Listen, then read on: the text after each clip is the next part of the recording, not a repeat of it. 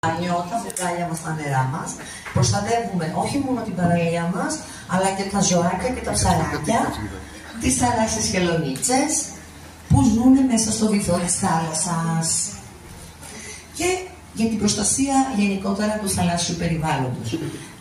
Όπως σας προείπα, τα παιδιά μέσα στη διάσωση της θαλάσσιας χελώνας είναι μια διασκεδαστική ιστορία. Παίρνουν το μήνυμα ότι η διατήρηση της καθαρής παραλίας, όπως σας ανέλησα, δεν αφορά μόνο τον άνθρωπο, αλλά και τα θαλάσσια ζώα και φυτά. Και ας πούμε λίγο για ωφέλη, γιατί πρέπει να ανακυκλώνουμε. Γιατί πλέον στις δικές μας μέρες ζούμε κάποιους καιρούς δυσκόλους, τη λεγόμενη, έχετε ακούσει για την κλιματική αλλαγή. Η κλιματική αλλαγή. Γιατί λοιπόν ωφελεί η ανακύκλωση για το περιβάλλον? Πρώτον, γιατί γίνεται μείωση της κατανάλωσης των πρώτων υλών.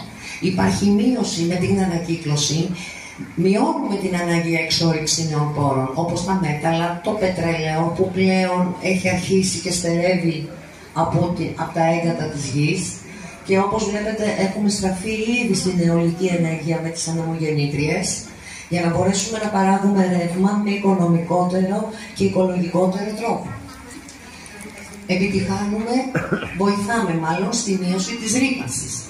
Η παραγωγή νέων προϊόντων από ανακυκλωμένα υλικά.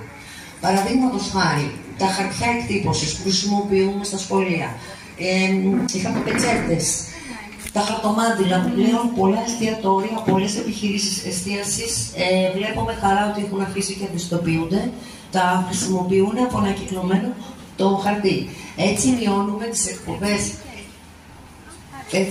τις εκπομπές αερίων, του θερμοκηπίου και τη ρύπανση του αέρα, του εδάφους και των υδάτων. Η ανακύκλωση, σε τι άλλο ωφελεί? Ωφελεί στη μείωση του όγκου των απορριμμάτων. Όταν, για παράδειγμα, τα χαρτόφουτα πάνε εκεί που πρέπει να πάνε, στους κάδους ανακύκλωσης, και θέλω να πιστεύω αυτές όλες τις εταιρείες που έχουν γίνει, οι λεγόμενες χιτά, τα πολτοποιούν και τα ανακυκλώνουν, έχει σαν αποτέλεσμα να μην καταλήγουν τα σκουπίδια στις λεγόμενες χωματερές, που είναι αιστείες μόλυνσης όχι μόνο για το περιβάλλον, αλλά και για τα ζώα και για τα νερά. Γιατί όταν είναι παραδίπλα το υδραγωγείο της πόλης και είναι δίπλα στη χωματερή, για παράδειγμα, θα μολύνει και το νερό αυτό που πίνουμε.